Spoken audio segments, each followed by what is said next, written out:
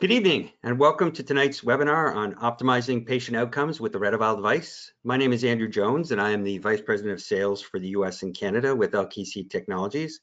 Before we begin tonight's webinar, I'd like to take you through a housekeeping item. We will be using the question functionality of GoToWebinar this evening. So if you have a question for Dr. Simbore, please open up the control panel, open up the question box, type in your question and hit send. Your question should then appear in the question box. Dr. Simbore is planning on stopping several times during his talk to see if there's any questions that he would like to answer. It's my pleasure to introduce Dr. Michael Simbore. Dr. Simbore is an ocular disease lecturer, researcher, and is published in numerous journals and publications. He is a managing partner of Nittany Eye Associates in State College, Pennsylvania.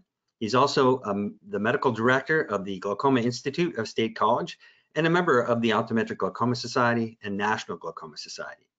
Dr. Cymbor is an adjunct clinical professor at the Pennsylvania College of Optometry. He is a fellow in the American Academy of Optometry and was named past Young Optometrist of the Year by the American Optometric Association. Dr. Cymbor received his optometric doctorate from the Pennsylvania College of Optometry and completed his residency at the Wilkes-Barre VA Medical Center. So without further ado, I'd like to hand things over to Dr. Cymbor. Dr. Cymbor, please take it away. Thank you, Andy. Appreciate you being here tonight to learn more about with all of us with as it relates to ERGs. So here are my disclosures. So I'm with Nittany Eye Associates in State College, Pennsylvania, home of the Penn State Nittany Lions, and so here is our practice.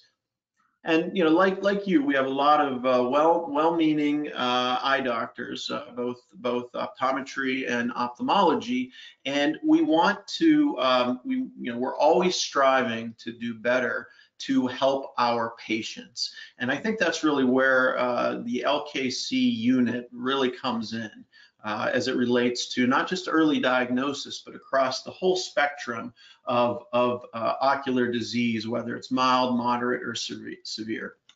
And so we're going to talk about optimizing patient outcomes with this device. The cause of legal blindness in the United States is skyrocketing. This is in millions. So you can see as it relates from open-angle glaucoma and diabetic retinopathy and macular degeneration, these numbers just keep increasing. They're not getting smaller. In fact, a release from the National Institute of Health said that we expect visual impairment and blindness expected to double by the year 2050. There's 20 million more routine and medical eye exams will be required just by 2025 than were needed 10 years in 2015, 10 years prior. This number will continue to increase every year for the foreseeable future, but the number of full-time equivalent optometrists will only increase by 13%, and the number of full-time equivalent ophthalmologists will only increase by 2.1%. So it creates this supply-demand issue where the amount of ocular disease that is out there, it's going to be very difficult to manage by the number of eye care providers that are out there. So we, as a profession, as all eye care providers together, and I also understand there may be some vets on the call, some veterinarians, and so from an eye doctor standpoint, we have to do better than what we're doing. We need the right tools to make early diagnosis and to manage the whole spectrum of disease. We need tools that are more efficient, tools that are portable, tools that give us what we need to make quick, accurate decisions as it relates to the clinical care of our patients. And I believe that the LKC unit gives us those things. Now, when we think of ERGs, we think back to our schooling, and this is what, in my mind, this is what our electrode diagnostic lab reminds me of. It wasn't quite this barbaric, where this gentleman had his left foot in a saline bath and his left arm and hand in a saline bath.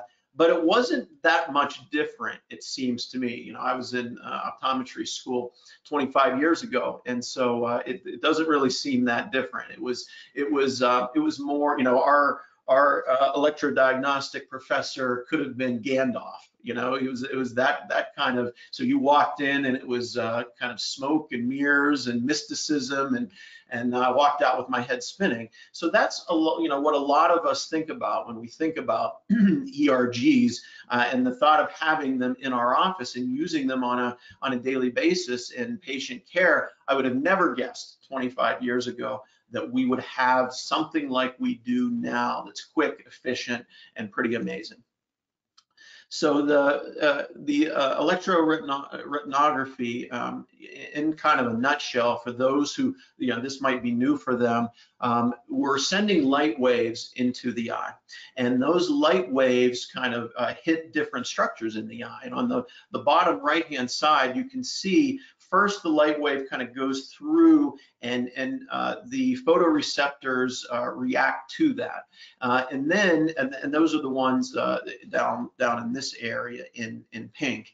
And then as the light waves kind of go back, and then there's being then they stimulate the bipolar neurons and also the amacrine neurons, and eventually those light waves go to the ganglion cells, and then are kind of carried back this way. So this is a cross section of the retina. This is the macula right here, and so every layer or every area that this light goes through, it generates an electrical signal, and that's really what an electroretinogram is. It's using electrodes to measure the amount of electricity that is given off through these metabolic processes. So the ERG waveform, another way to put it, this is probably a better way to kind of show you, is light goes in, hits these different layers, and first travels through the retina to the deep layers, and that creates the A wave. It's primarily driven by the cones and the off bipolar cells. Then the light wave goes back and stimulates this next section that goes into a B wave. So we have the A wave, which is more of a negative wave. The B wave is more of a positive wave. And the B wave inverts signal from photoreceptors and transmits to the inner retina, and it's primarily the bipolar cells that are being measured in that. And then when I was in optometry school, that's all we were taught, A waves and B waves. But what's becoming a little more popular now is as this light wave goes through, it hits the nerve fiber layer, the ganglion cell complex, and it goes out the nerve fiber layer this way. And that gives us a PHNR, responsive negative response, and the PHNR is what something we now recognize that we could use in the management of optic nerve disease, specifically glaucoma, the PHNR. So we have the RETeval. It's handheld, portable. We have 12 exam rooms in our main office, and so having a portable unit that we can move from one area, from one room to another, we don't have to use a dedicated testing room like we do for many of our other instrumentation. So it's nice to have that. It's non-mydriatic. In fact, part of the beauty of this is it can record pupil responses, and so in some cases, not only is it non-mydriatic, you want to do it before the patient's dilated. The sensor strip electrodes are kind of best in the business. You know, the LKC unit is not our only electroretinogram unit, but the LKC electrodes are faster on and off. Really a great thing.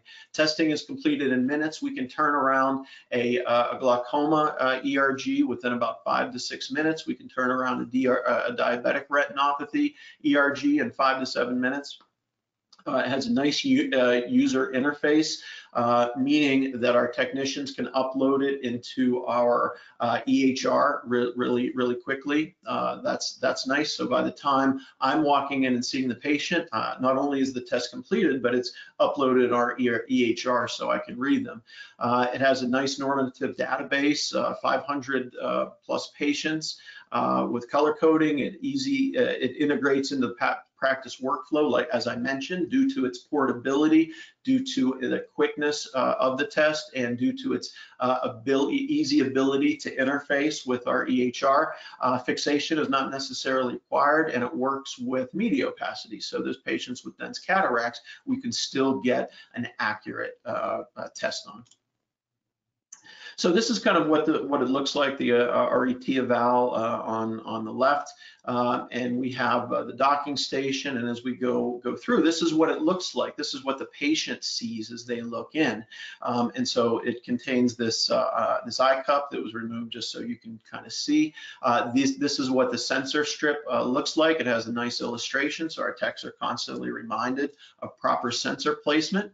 And the patient's eye can be viewed by the technician as they're doing the test in this little monitor here. So we're going to primarily talk about two ocular disease states, and that is glaucoma and diabetic retinopathy.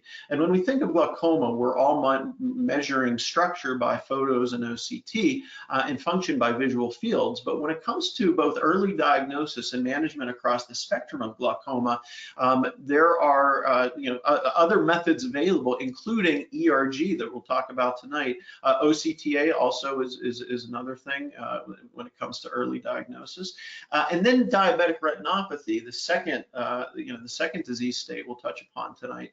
We're all using photo and OCTs to kind of measure the structural change, but how are we measuring functional change in diabetic retinopathy? Well, most of us are doing visual acuities, and maybe we're doing some type of screening visual field, but most of the time it's just visual acuities. Is that enough?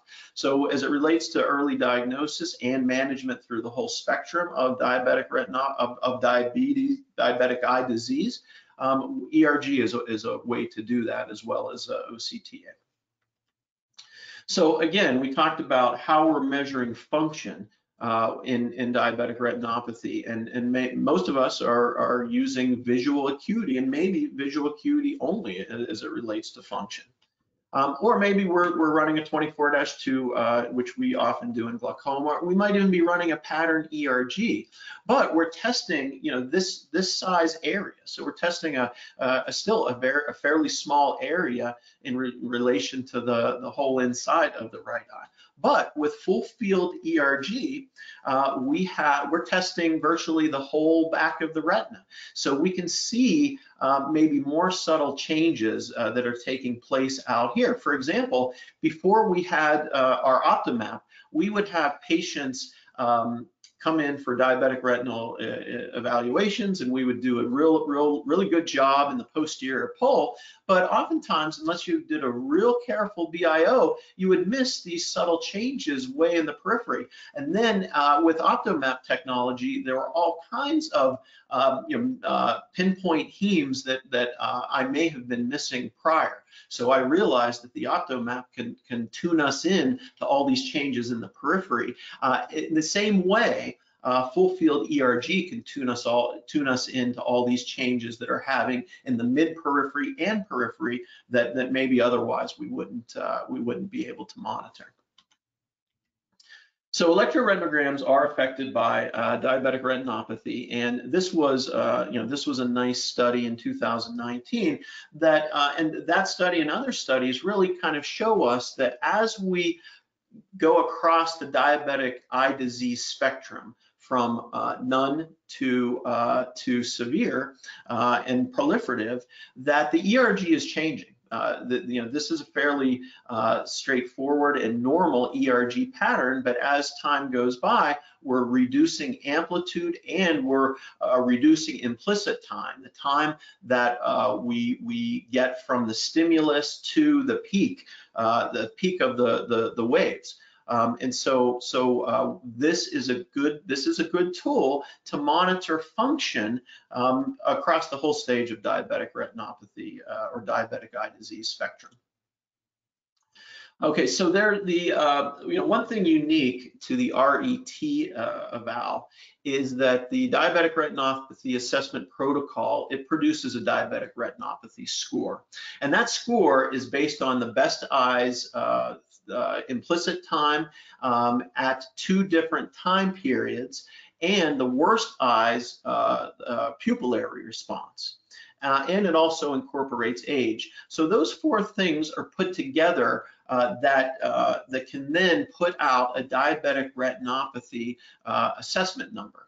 And so the increasing scores indicate increasing disease severity. So if you have maybe a 10 or a 15, there's not a whole lot going on there. But as you start to get into the high teens, into the low 20s, that indicates significant diabetic eye disease. It's clinically validated. In this particular study that we see from 2020, if the diabetic retinopathy score is greater than 23.4, the patient has 11 times increased risk. So another way to put it is that you can look structurally, and that gives you a sense of when that patient may need ocular intervention of some type. But when you add the diabetic retinopathy score taken from the RETeval, you'll be much more accurate in your predictions. And sometimes the structure doesn't tell the whole story. You may see, what you view as very significant retinopathy, that if you do a diabetic retinopathy assessment through the RETeval ERG, it might turn out to be, well, fairly low risk for progressing to the next stage.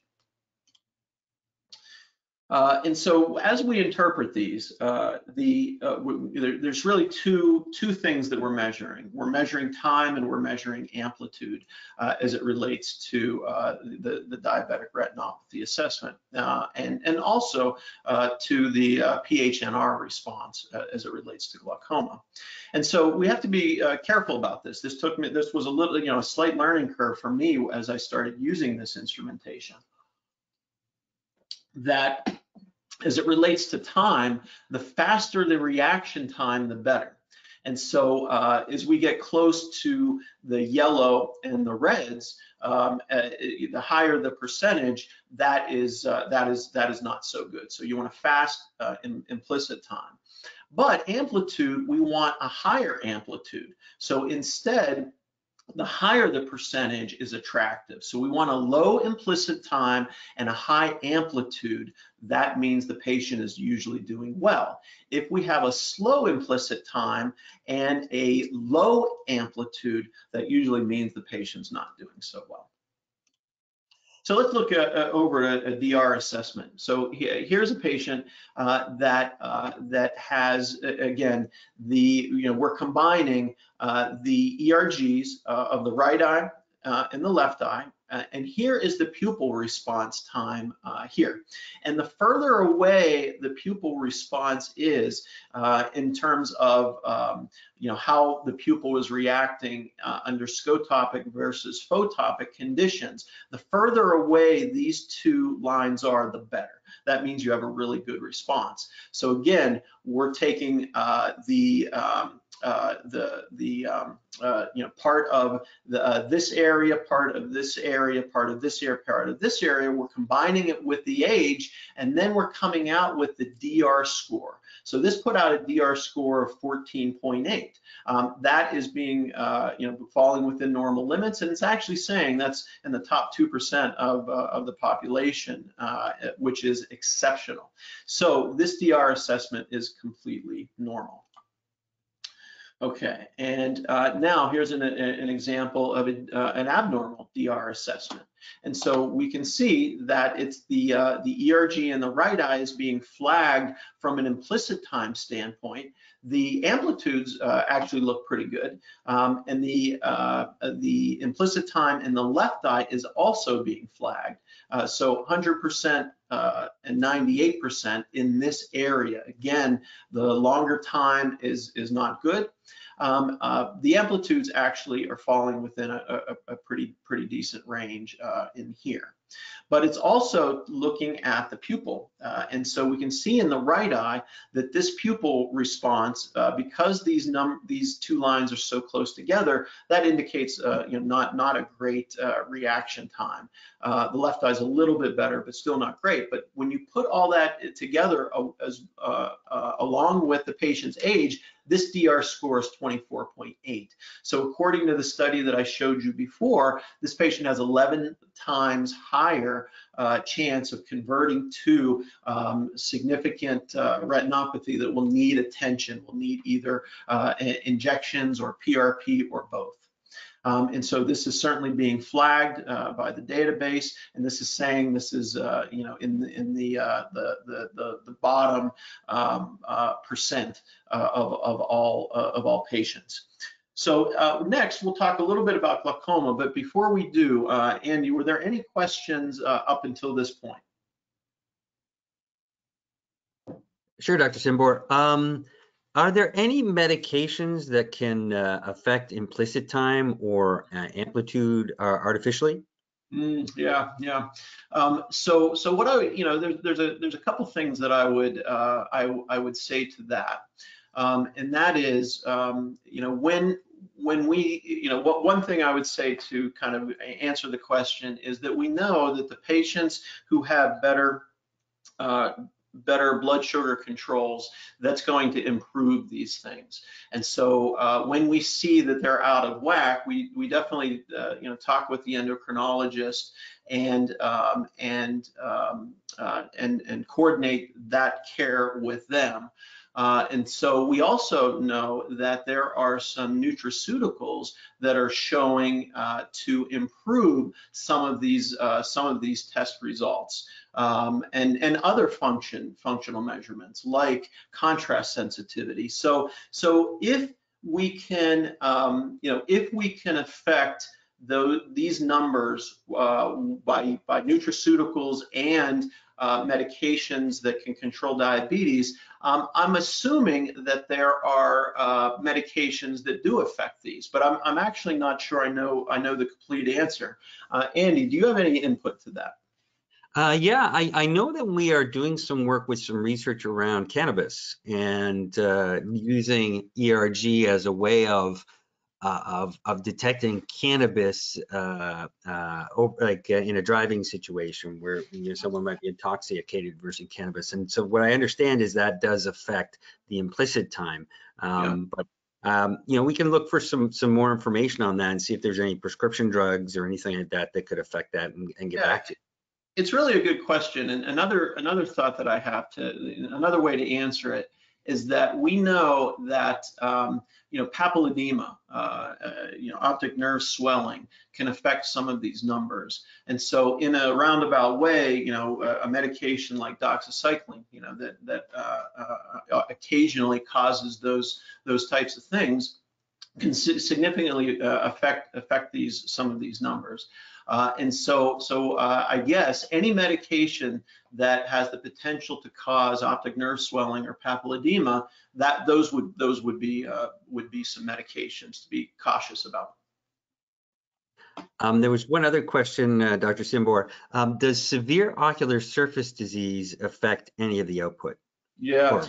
So right. So I really love the question and appreciate it because we also have OCTA, and so we know that OCTs can be affected by ocular surface disease to some extent, and OCTAs are affected by ocular surface disease to an even greater extent. But the beauty in ERGs is that because you're just sending a light wave in, and because we're not measuring the light wave come out per se, all we're measuring is the electrical signal that's coming out. It's very unlikely that ocular surface disease is going to affect these results. Obviously, if you have a bullous keratopathy or an advanced Fuchs type of case, you would have to be a little careful about that. But for the most part, this instrument is immune to the effects of ocular disease. Hey, that's it for questions right now, Dr. Cymbor, but I'm sure we'll get some more. Okay, great, thank you. All right, so let's move on more into the glaucoma area, and that is there's a growing body of evidence that suggests prior to irreversible cell death, compromised retinal ganglion cells enter a dysfunctional state. So when in school, probably most of you were taught that ganglion cells were alive or they're dead, and there's no in between. However, we're now starting to realize, and there's a really good article here in 2018 research paper that really kind of suggested that we have this intermediate state where these cells are being stressed. They're typically being stressed by high pressure. And if you can relieve that high pressure, you can actually rehabilitate these cells. So instead of passing on to cell death, they will reverse course and come back and be happy. And so that's really where the ERG comes in. And here's a study from 2013 that really started the conversation, which says, hey, the full field PHNR amplitude is potentially reversible. And so since that time, we're seeing more and more data that you can have improvement in ERGs. And that's really one of the beautiful things about ERG as it relates to glaucoma, is that when you look, sometimes you'll see a really bad visual field, and the ERG will be really, really good. And so what does that mean? That means that a lot of the cells that were undergoing stress are not undergoing stress anymore because you've been able to reduce their pressure. So whereas fields are more of a one-way street, ERGs can kind of go back and forth as it relates to their stress levels that are as far as we know, pressure dependent. So here's an example of a PHNR. This is the protocol that I typically run in our glaucoma referral center. We're doing the 3.4 long, and so as we take a look at this, a couple things to look at. We can see the A wave results here, both in terms of implicit time and amplitude. The B wave, both in terms of implicit time and amplitude. But the thing we're really paying attention to even more closely as it relates to glaucoma is the photopic negative response, the PHNR. And so we can look at the PHNR at 72 milliseconds, but we can also look at the PHNR at minimum. Through the studies that I've read, it seems like the PHNR seems a little bit more helpful in monitoring these changes. So I'm really honing in on the PHNR implicit time and the PHNR amplitude. There's another ratio called the W ratio that is kind of a ratio between the A wave, B wave, and the PHNR, and those those things together put out this. And that's the right eye and that's the left eye. So those are really the three areas. And here's the PHNR amplitude here. Those are really the three areas that I'm looking at. And in this patient, they are normal. Here's an example of a PHNR, an abnormal PHNR. And so we have our A wave a little bit out, B wave, off as it relates to the database, but the PHNR, the implicit time is not great. It's 90%, so you can see it's getting really close to being flagged, but the amplitude is at 1%, so in this area. So the amplitude is really being flagged, and as a result, the W ratio is as well. Whereas the PHNR in the left eye looks more normal, where the implicit time is at 34%, about right in here, so that's not bad. The PHNR amplitude is 36%, so kind of right in here, not bad either, and the W ratio is better.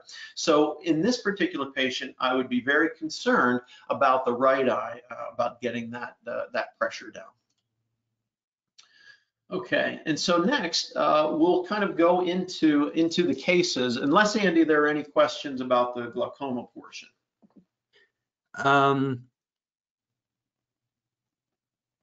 Yes.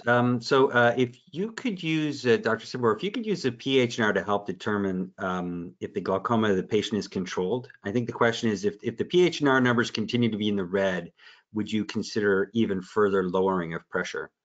Yeah, absolutely. So I think what you're describing is a patient who, you diagnose with glaucoma through OCTs and through fields and maybe through ERG, and you get that pressure down. Maybe you get it down 30%, maybe 35%. And if you're and at that point, how long is it going to take you until you can tell that reduction is working? Okay, or maybe a better example is you get it down 25%. You prescribe a prostaglandin, get it down 25%, and you think it's pretty good at that point, right? But how long is it going to take you through fields and conventional OCT until you realize that maybe 25% is not low enough? It may take you 6 months. It may take you a year. It may take you a year and a half until you have enough data that shows, no, this patient is still progressing.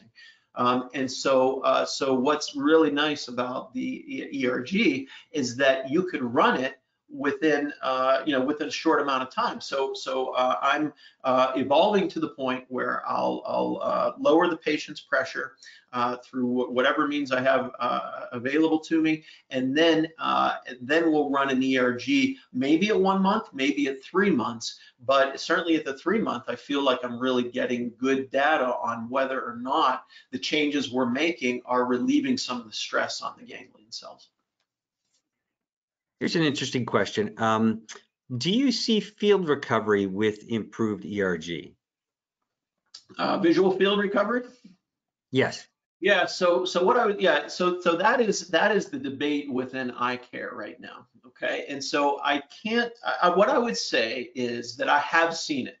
And boy, I have to really dig deep in my visual fields. And I think in some ways the OHTS kind of showed that, maybe not in a direct way, but how many fields they needed, because they would have a set of fields that were bad, and then they would do it again, another field, and it was okay, and then it was another field that then got worse. So they needed several fields before it met the criteria of true progression. And so there's much speculation saying that those ganglion cells were kind of flickering on and off. They were kind of in this in-between phase. And so I have seen visual field recovery through glaucoma change, but it's few and far between, and it is hard work, at least for me, trying to dig into those visual fields and trying to figure that out. For me, it's much easier, monitoring with ERG to determine improvement. So I'd say yes, it is possible, even though I'm not sure that it's, I think it would be considered controversial within the field. Okay, thank you. Sure. Okay, next, let's go through, the fun part. Let's go through a couple of cases and see, how this technology is helping me. So in the case one, the ERG confirms the clinical picture that I'm thinking. So we have a 46-year-old white female who's a type 2 diabetic for 5 years and hypertensive for 5 years. So at this point, the chance of this patient having diabetic retinopathy is probably about 19 to 20%. Patient's on metformin, and the last hemoglobin A1C was 6.8. So I take a look, here are our optomaps, and I scrutinized this patient, saw no evidence of diabetic retinopathy whatsoever.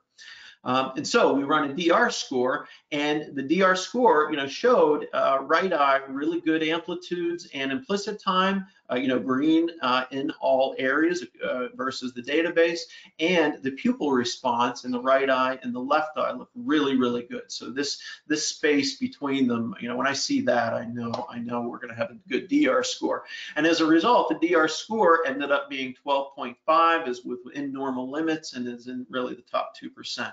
So this is, I saw no evidence of diabetic retinopathy. I didn't suspect there was something going on, but it's nice when I run the DR score to have that functional reaffirmation that this patient's doing well. And then case two, ERG shows some surprising findings in the unexpected eye. So let me illustrate. So we have a 53-year-old white male, type 1 diabetes for 20 years, also has hypercholesterolemia for 3. And as a result, this patient has mild non-proliferative diabetic retinopathy and has had this for the last 5 years. Last hemoglobin A1C was 6.9. Best corrected visual acuity is 20/20 in the right eye and the left eye. So the way that we typically monitor these patients prior to ERG was visual acuity, and the visual acuity function looks good. Then as we look at the optomaps, it's kind of hard to see, but here we have a blot heme, larger blot heme, and if I showed you the whole periphery, you would see some scattered blot hemes as well. So this meets the criteria for mild non-proliferative diabetic retinopathy, and we did OCTs. And so this was baseline a few years ago in the right eye, and this was the most recent OCT.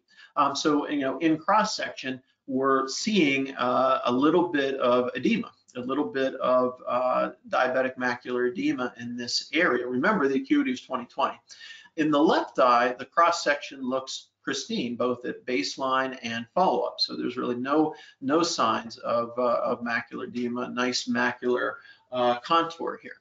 And so as we look at those, we'd say, okay, there's something we have to watch more closely in the right eye, but the left eye looks pretty good.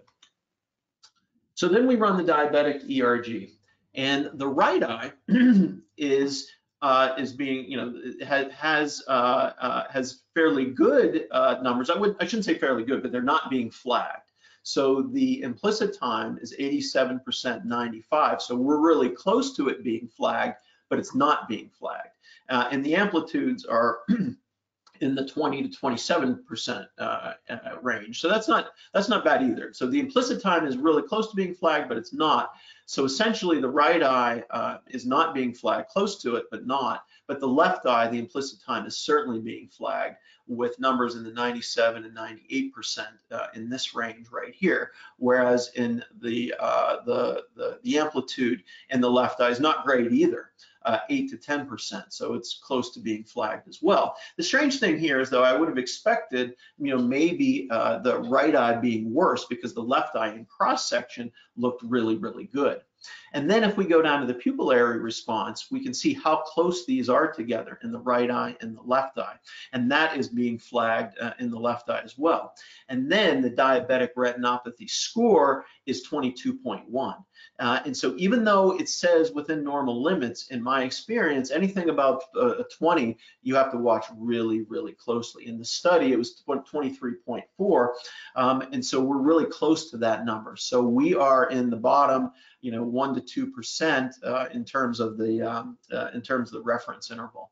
And so here's a patient that instead of saying, okay, we'll see it in maybe 4 months or 6 months or something of that nature, this is a patient we're going to follow much more closely. We're going to get their endocrinologist involved. We may start to think about supplements at this point to help relieve some of this. And so the ERG showed, hey, not only do we have an issue in the right eye like we already identified, but we have maybe even more of a serious issue in the left eye based on the ERG pattern. So I thought that was really really helpful to me. All right, so case number 3, the ERG confirms the clinical picture. And so we have, and I think maybe, let me just see here. Yeah, so now we're starting to get into some of the glaucoma cases. So before we maybe go into the glaucoma cases, Andy, were there any questions about the first 2 diabetic cases? Yes, Dr. Simbore. Is there a significant age effect on pupil response?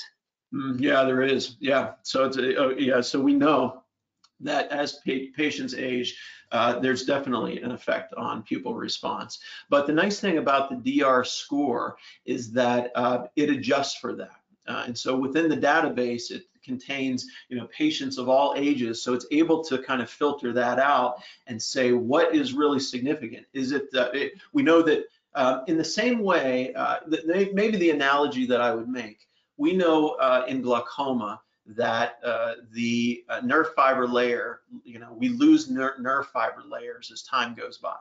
And so anyone, whether you have glaucoma or not, we're losing nerve fiber layer. But there's an amount that we could lose it by that is considered non-pathologic. But when you get past that, you're in an area that's considered pathologic. It's the same way with pupillary response. As time goes by, you're going to lose a certain amount of pupillary response. Anyone will, but that is not considered pathologic till it hits a certain point. So with diabetes and the effects of diabetes on the pupil, it's going to take it outside of that range. And I think the nice thing about this instrument is it has the ability to do just that. It can filter out what is normal aging changes versus what is pathologic. There was another question for case number 2. Wide field fluorescein optos may identify ischemia, which would explain the increased implicit time. I guess it's more of a comment. Yeah, it's a comment, but it leads me to talk about a couple of other things. So the commenter is right. Wide field fluorescein could potentially show some ischemia that is the cause for that. In our particular case, we also ran, and I didn't include this in tonight's case. We included it last week. There was an OCTA that we did show some non-perfusion within the paramacular area, and so we believe that the ERG and the OCTA is showing some ischemia that is not clinically apparent otherwise, but also I think a wide field fluorescein would show the exact same thing, but in a much bigger area. So I appreciate, I really do appreciate the comment and the ability to get a little more into that case. And then there was one other question, Dr. Simbore. Based on your experience, how repeatable are the ERG and DR scores? Yeah, that's really good. So it's the ERG, as far as ERG repeatability, we've been using the ERG, I want to say, probably for about 4 to 5 months. Does that sound right, Andy? And I found the ERG in the PHNR to be highly reproducible, and the research really bears that out. The DR score is newer. In fact, we've only been using the DR score maybe for a month or two in our practice. So I can't give the same anecdotal experience with it in terms of the reproducibility, but and maybe Andy can. But if at least the ERG portion is highly reproducible, so I'm going to expect the pupillary response to be reproducible as well. But I can't say that I've actually seen the DR reproducibility numbers. Andy, do you have any other information on that? Yeah, I mean, it's pretty in depth to go into in the lecture here, but we have some reproducibility information on some of the studies that were done, especially the longitudinal study that was done to support the DR assessment, and I can forward that to everybody who's on the call. Great. All right, so that's it for questions for those cases. Okay, thanks. Good questions. Thank you for those. So in case 3, it's a glaucoma case, and the ERG kind of confirms our clinical picture. So we have a 62-year-old white male who has primary open-angle glaucoma. We staged it as mild in the right eye and moderate in the left eye. Patient's on Vyzulta and Ropressa, both at night. Patient reports good compliance. The corneal corrected IOP by the ORA is 12.3 in the right eye and 16.7 in the left. The hysteresis is 10.8 in the right and 9.9 in the left. And so that hysteresis number in the left concerns me. There's some asymmetric IOP that concerns me as well. The PACs are 521 and 520. And so here is the OCT on the right eye, and we won't get too down and dirty in this, but essentially the ganglion cell complex pattern looks stable. The nerve fiber layer pattern looks fairly stable. Glaucoma is a topographic pattern-based disease. And so I always like to look at those patterns to see if it's changing as time goes by. The ganglion cell complex is being measured in a trend-based analysis here, and that looks pretty good, pretty stable. And the nerve fiber layer is being flagged, but that's fairly stable as well. So the right eye OCT looks pretty good.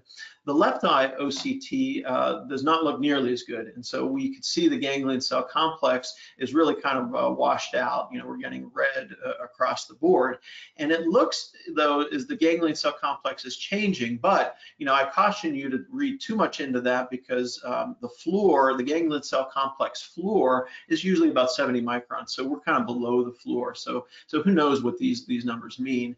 But the left eye is also being flagged from a nerve fiber layer standpoint. So I would say that I'm concerned with the left eye that the patterns, especially the infratemporal pattern, is changing as time goes by. The ganglion cell complex is being flagged, but again, we're not sure about that because we're at floor, and the nerve fiber layer in the left eye is being flagged. So those are all things we have to be careful about. As we look at the visual field, this is an octopus visual field. The right eye is barely even registering, some scattered defects, but the left eye, has a kind of an arcuate scotoma here that, according to HAP criteria, we would grade that in the moderate type range. In the right eye, the visual field, these, for those who've never seen an octopus printout, these four are the right eye, these four are the left eye. And so the right eye is saying that the field is stable, but the left eye is saying, it's being flagged, it's saying this local defect is larger by a significant amount. So that really is being flagged. But the question, those of us who do glaucoma, we always ask ourselves, okay, is this real, or are they just having a bad visual field day? And it's often hard to tell. So it seems like, according to OCT, that left eye might be progressing, and it seems like the field is changing. But what would many of us do? We'd say, well, we're not. Let's have them back and do another field in a month or 2 or 3, and then we'll make a determination before we start to change treatment. That's what many of us would say. So we do an ERG, and we do a PHNR ERG. And this is the right eye here, and this is the left eye here. And so these numbers are just a little bigger for ease of convenience. And so what we're kind of seeing here is the implicit time in the right eye is 18%, which is outstanding. The implicit time in the left eye is 76%, not nearly as good. And the amplitude in the right eye is 63%. Here, not bad. The amplitude in the left eye is 35%, not nearly as good. So even though we're only being flagged on the W ratio in the left eye, when we start to dig into these percentages and the differences between the two, the difference between a 76% and 18% is huge, and the difference between a 35% and 63%, that's the information that I need to say, all right, there's definitely something happening in this left eye. This left eye is being stressed. We need to take more aggressive action to get this pressure down. And one final piece of the puzzle, here are the retinal, the optic nerve photos from our OptoMap. Here's the right eye, here's the left eye. If you look really closely here, we can kind of tease out that here is a really small Dranskene. And so that really kind of puts it all together to say, all right, our patient, the ganglion cells and the neuroretinal rim is being stressed out. We need to be more aggressive. So it's nice to have that ERG confirmation, because otherwise sometimes you're just left scratching your head thinking, did they just have a bad visual field day? But with ERG, it gives me the confidence to be able to act more quickly to help out our glaucoma patients. All right, case number 4 is also a glaucoma case. So we'll go through all 3 glaucoma cases, and then we'll take glaucoma questions after that. So case 4, the ERG gives us some additional information. A 65-year-old white female who had a TRAB 15 years ago in both eyes. She occasionally has blood leaks in one eye. We treat that with the Procara amniotic membrane, which is an amazing way to treat blood leaks if they don't respond to conventional management. Tmax in the right eye is 21 and 25. Cornea corrected IOP is 11.6 and 9.5. Corneal hysteresis is 9.8, 9.9. PAX 532, 541. Here's the right eye OCT, and the pattern looks really stable as time goes by. We're confirming that by our trend-based analysis on the OCT. The nerve fiber layer, the pattern looks fairly stable. You know, we are losing, you know, maybe 72 to 60, is that a 68 in infratemporal? So, you know, we have to watch that closely, but essentially this is not being flagged at all. So the right eye seems pretty stable by OCT. The left eye, you know, is a really similar thing. Stable, stable. Now we're getting some weird, thickness maps because her pressures, were so low that we're getting a little bit of change there because of it. But essentially, all things are stable here, which is good. Here are the visual fields. We would probably classify these both. By HAP criteria, maybe mild, but probably closer to moderate field defects. And she came in and did a visual field, and her left eye was being flagged in several different variables. Right eye was being flagged with several different variables, whereas the left eye was not. So this is one of those cases where you're saying, okay, structure seems to indicate stability. Function now is showing a change. I'm obligated to either act upon that or repeat the test. However, when we do the ERG in this particular patient, we see, and let me kind of see if I can get these numbers a little bigger for you. In the right eye, the PHNR is 83%. Again, 83% is exceptional, and the amplitude is 84%. 84% is exceptional. And so, wait a second, did I say that? Oh, yeah, I said that a little incorrectly. The implicit time is 83, which isn't as good as I would like, but the amplitude is 84%, which is outstanding, really outstanding amplitude, and a 91% amplitude here as well. So based on those amplitudes, what I would say is that that gives me the verification that I need, I believe, to say that we're okay. And we don't need, that you had a bad visual field day. And of course, we're going to watch that a little more, still watch her a little more closely than we would, but we're not going to act upon that at this point, because the ERG PHNR minimum amplitude looked so good. So that was helpful to me in that particular case.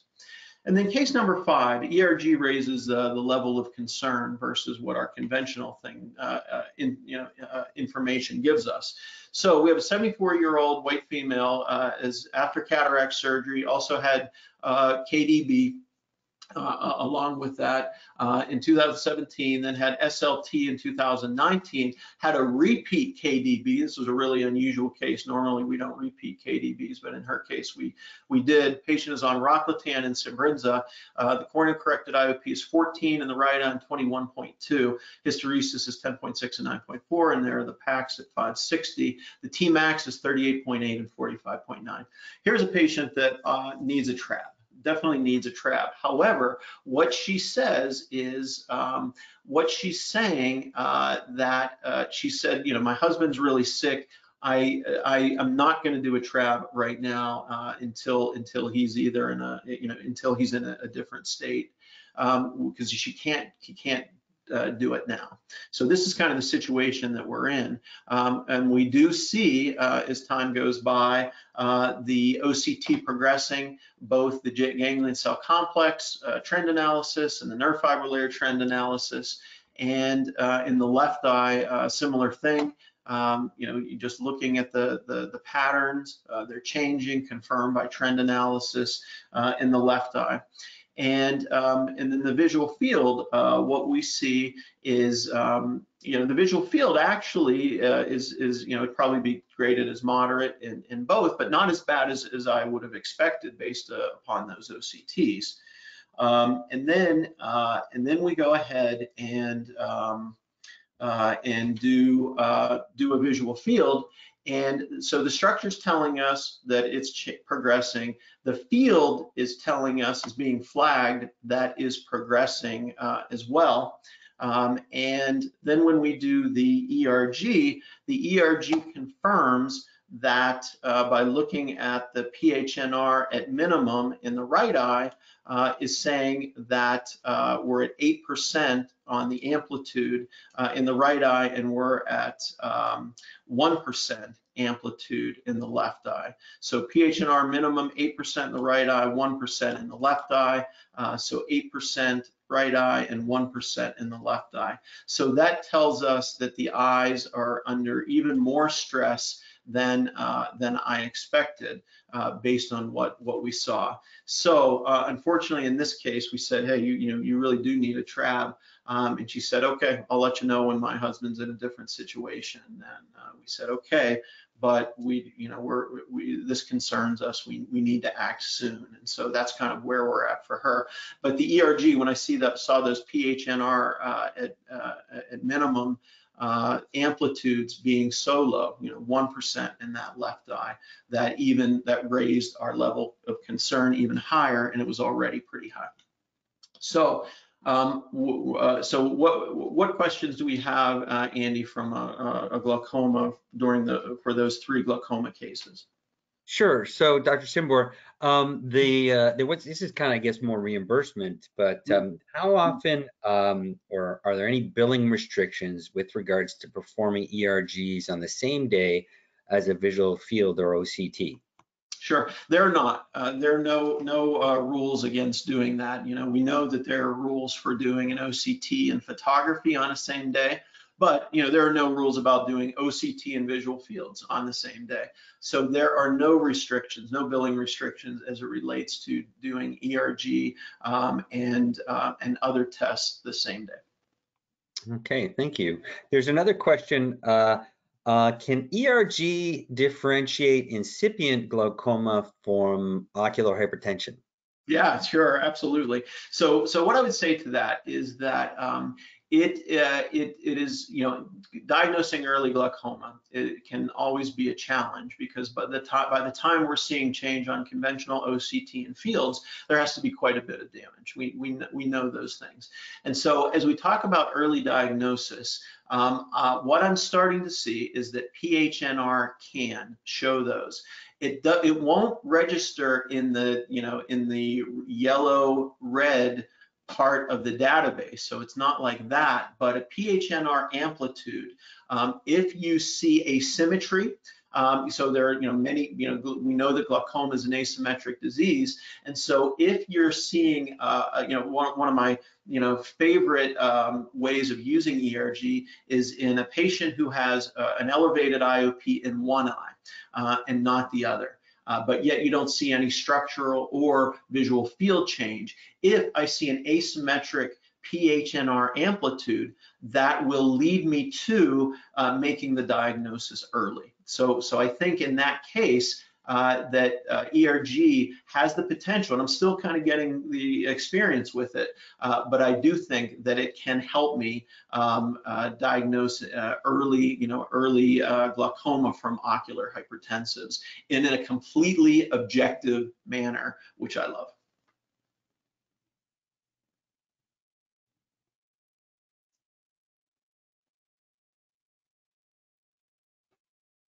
Sorry about that.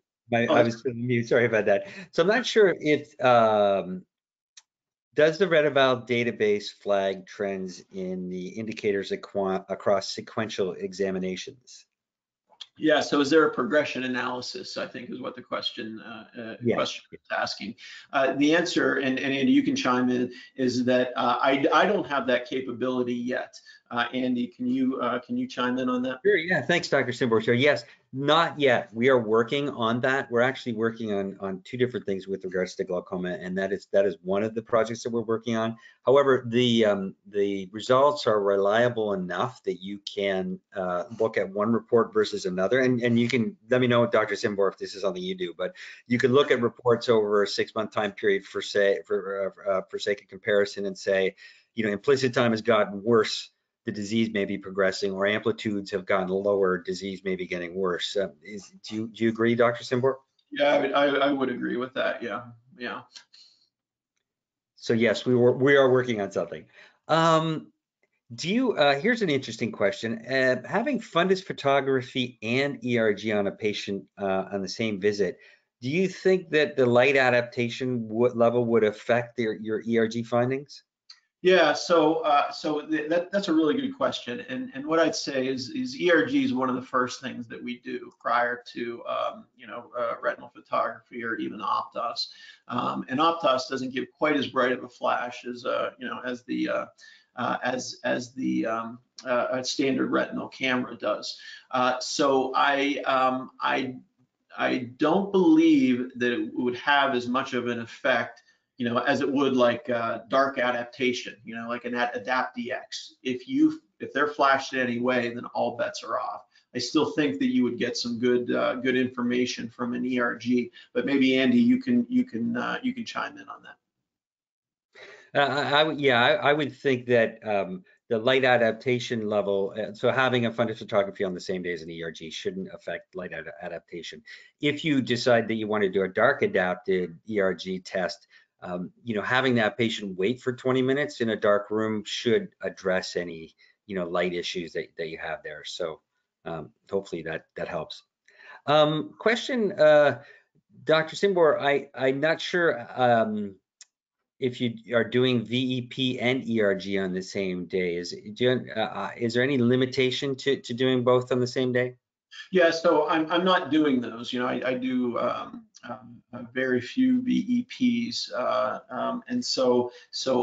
but I know I've done VEPs with our other system in the past, and I actually don't recall. I know I've looked into it, and I believe that you can do a VEP and ERG on the same day, but I'm not. But please do not take that to the bank. So I'm actually not certain about that.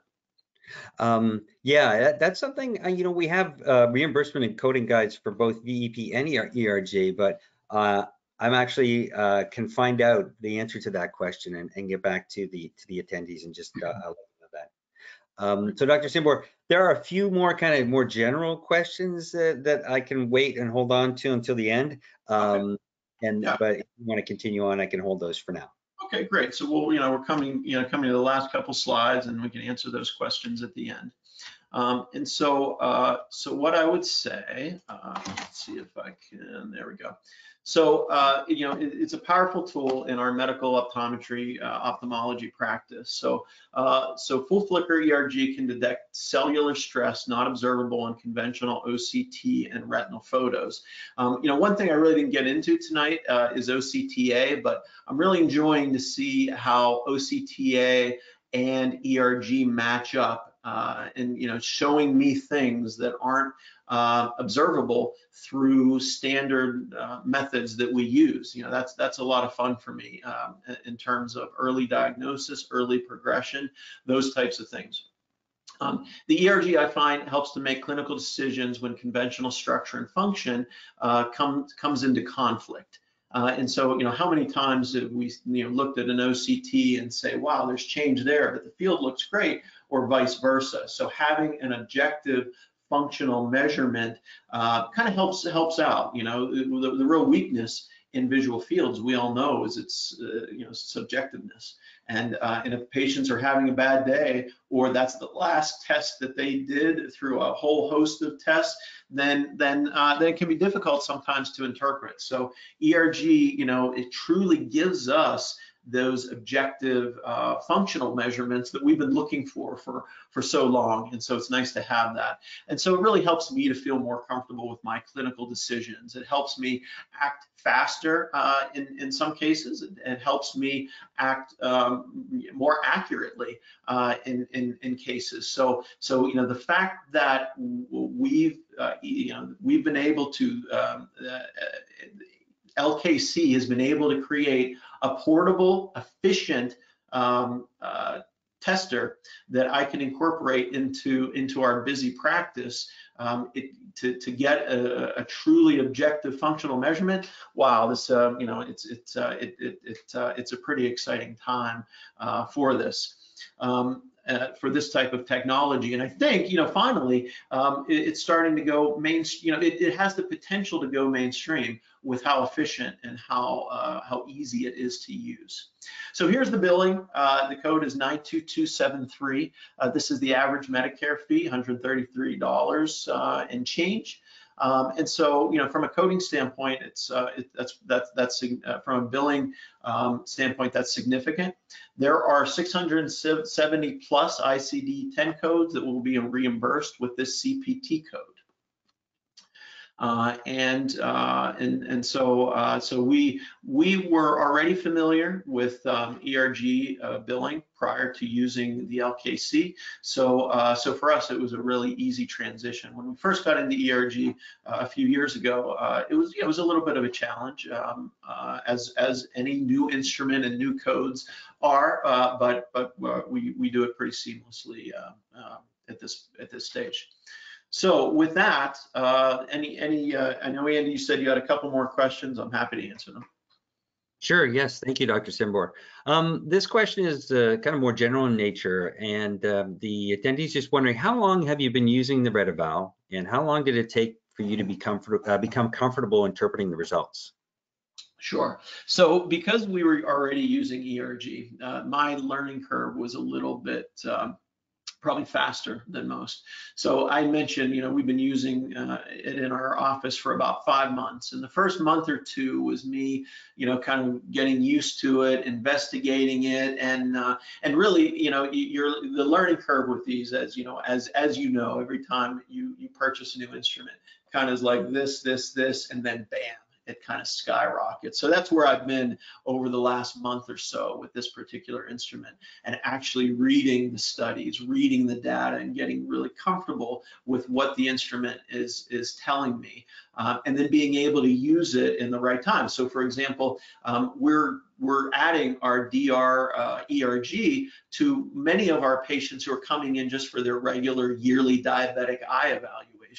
And so being able to do that on the fly has been great. Adding it to our glaucoma referral center has been good. So it's been a pretty fast transition, faster than I expected, frankly. Another question that's a little kind of along the same vein in terms of working into your practice. How do you what type of report is produced, and how do you get that information into your EHR? Yeah, so we use an imaging software called Continuum, and that imaging software can take all kinds of JPEGs and whatever formats that any instrument will spit out. We can import them to there. So I'm always concerned because some instruments they can transfer that information really quickly, really inefficiently, and some are more challenging to use.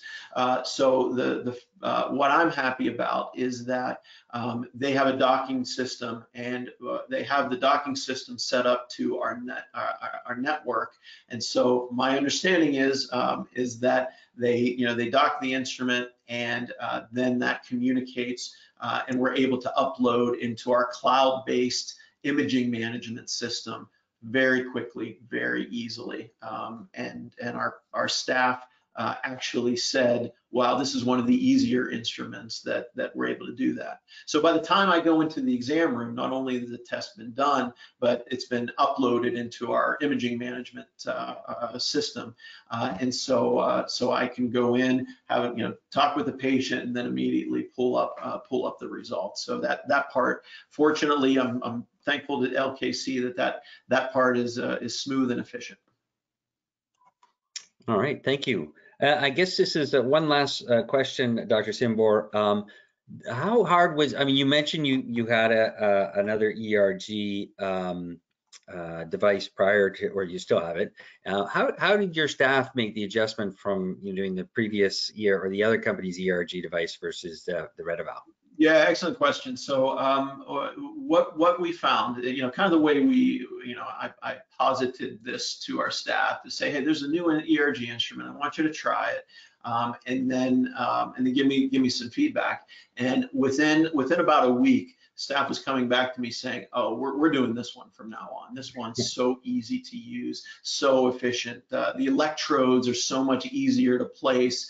The testing time is faster. The setup is faster. We can turn around these. We're a high volume practice like many of you, and so having the ability to turn these around in 5 to 6 minutes, with our other system, it was three times that amount, and to be able to do ERGs on the fly without having a special testing room, without setting aside all this, like that's unheard of. So that has exceeded my staff's expectations. And when they're coming to me saying, oh, this is the one we're doing from now on, that's always a nice thing to hear. That's great. Well, hey, thank you very much, Dr. Cymbor. Really appreciate the presentation tonight. It was a great presentation. I'd like to thank everybody who attended tonight's presentation. And I want to let you know that if you need any further information or would like any further information on the RETeval, please feel free to either reach out to myself, Andrew Jones at ajones@lkc.com, or your local LK distributor. We have distributors throughout the United States and also the rest of the world as well. So please feel free to reach out to either myself or our distributors. So once again, thank you very much, Dr. Cymbor. Thank you very much to everybody in the audience for attending, and I wish you all a pleasant evening. Thank you.